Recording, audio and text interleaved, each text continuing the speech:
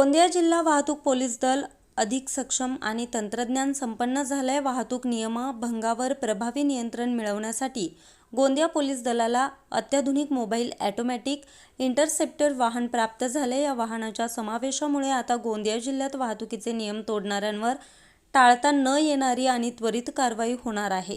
या इंटरसेप्टर वाहनांमध्ये बसवण्यात आलेले हायटेक सेन्सर आणि कॅमेरे, ट्रिपल सीट, विना हेल्मेट दुचाकी वाहन चालक तसेच सीट बेल्टचा वापर न करणारे चारचाकी वाहन चालक काही अंतरावरून आपोआप डिटेक्ट करून नियमांचा भंग होताच सिस्टीम संबंधित वाहन नंबर नोंदवेल आणि त्यावर त्वरित ऑटोमॅटिक चालना जनरेट होणार आहे. विशेष म्हणजे हे चलन थेट संबंधित वाहनधारकाच्या मोबाईलवर पाठवलं जाणार आहे. वाहतूक पोलिसांनी हे स्पष्ट केलं की आता कुणालाही नियमभंग केल्यास दंडापासून सुटका मिळणार नाही. त्यामुळे सर्व नागरिकांनी सुरक्षिततेसाठी आणि दंड टाळण्यासाठी वाहतूक नियमांचं काटेकोर पालन करणं आवश्यक आहे.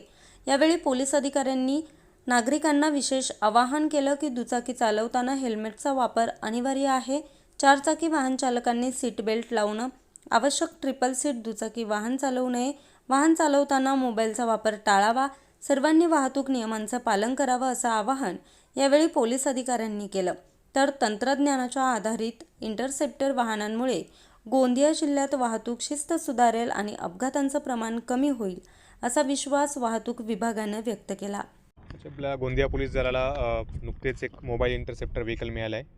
ट्रॅफिकच्या नियमनासाठी याचा फार जास्त उपयोग होणार आहे. याच्यामध्ये जवळपास 8 टाईपचे व्हायलेशन्स, रोड ट्रॅफिक व्हायलेशन्स हे डिटेक्ट करतं आणि ते आपण डिटेक्ट करून त्यांना आपण ऑनलाईन जे आहे ती दंड त्यामध्ये करू शकतो. त्याच्यामध्ये ट्रिपल सीट असेल, विदाऊट हेल्मेट असेल, सीट बेल्ट लावून येणं असेल, ओव्हर स्पीडिंग असेल, अशा वेगवेगळ्या प्रकारतील हे 8 टाईपचे व्हायलेशन्स डिटेक्ट करणार आहे. आणि याच्यामुळे आपल्याला गोंदिया सिटी तसेच गोंदिया जिल्ह्यामधील जे काही ट्रॅफिकच्या समस्या असलेल्या ठिकाणं आहे त्या ठिकाणी याचा आपल्याला योग्य वापर करता येणार आहे.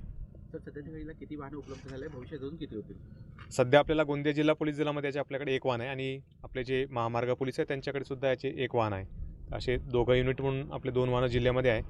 तर आपण याचा आता ग्रामीण आणि शहर दोन्ही ठिकाणी याचा वापर करणार आहोत. याचं चालन डायरेक्ट आपलं वाहतूक विभागाला भरायचं की कसं काय? बरोबर, याचे तुमचे मोबाईलवर याचे चालान येणार त्यामध्ये आणि तुम्ही ते वाहतूक विभागाकडे भरू शकतात. जर तुम्ही चालान नाही भरले वेळेवर तर ते केसेस कोर्टामध्ये पण आम्ही पाठवतो. ते कोर्टात जाऊन मग त्याचा निपटारा होत असतो. परंतु ते लोकांना सूचना आहे की तुम्ही जर ट्रॅफिक विभागाला त्याचे चालन भरले तर पुढची तुमच्यावर कारवाई होणार नाही. सर, लोकांना काय आव्हान करणार आता आपण वाहतूक नियमांसंदर्भामध्ये?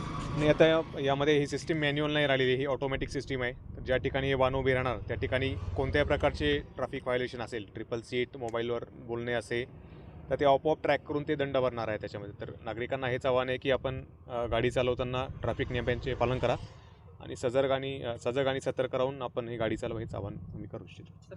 गोंदिया जिल्ह्याचे पोलीस अधीक्षक आदरणीय गोरख भांबरे साहेब, त्याचप्रमाणे अपर पोलीस अधीक्षक अभय डोंगरे साहेब यांच्या प्रयत्नातून आज गोंदिया जिल्ह्याच्या इतिहासात प्रथमच इंटरसेप्टर वाहन हे गोंदिया जिल्हा पोलीस दलाला मिळाले आहे. यापूर्वी सदरचे वाहन हे हायवे पोलीस वाहतूक शाखा यांच्याकडे ते उपलब्ध होतं. आता आपल्या जिल्हा पोलीस दलाला हे प्रथमच वाहन आदरणीय पोलीस अधीक्षक साहेब भांबरे साहेब यांच्या प्रयत्नातून मिळालेलं आहे. तर या वाहनाद्वारे आपण एकूण 8 प्रकारचे दंड, वाहतुकीचे नियम मोडणारे सामना करू शकतो. त्यातमध्ये आहेत जसं no helmet, triple seat, wrong way, wrong lane, seat belt, अशा विविध 8 प्रकारचे. आणि स्पीड व्हायलेशन महत्त्वाचा त्यात फाईनचा जो प्रकार आहे तो स्पीड व्हायलेशन आहे. तर आपण त्याद्वारे नियंत्रित वाहतूक नियम मोडणाऱ्यांवर कारवाई करून अपघातांचे प्रमाण रोखण्याचा प्रयत्न आपण या इंटरसेप्टर व्हेकलद्वारे करणार आहे. संपूर्ण जिल्हाभर हे वाहन फिरून आपण स्पीड व्हायलेशन, त्याचप्रमाणे जे 8 प्रकारचे फाईन आहेत यावर कारवाई करणार आहे आणि त्यामुळे आपल्याला अपघातावर नियंत्रण करण्यासाठी नक्कीच मदत होणार आहे. किती वाहनं उपलब्ध झाली आणि भविष्यात अजून किती होणार? सध्या आपल्या गोंदिया जिल्ह्यासाठी एकूण 2 वाहनं उपलब्ध झालेली आहेत. एक हायवे ट्रॅफिक पोलिसांसाठी आणि दुसरं प्रथमच गोंदिया जिल्हा पोलीससाठी हे वाहन मिळालेलं आहे. तर यापुढे सध्या जिल्ह्याला एकच वाहन या नियमाप्रमाणे वाहन वाटप करण्यात आलेलं आहे. त्यामुळे आता भविष्यात त्याची गरज पाहून आपण त्या वाहनाची डिमांड करू शकतो.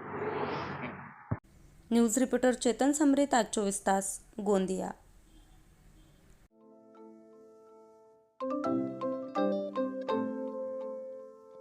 नवनवीन आणि ताज्या घडामोडींसाठी आज 24 तास सबस्क्राईब करा.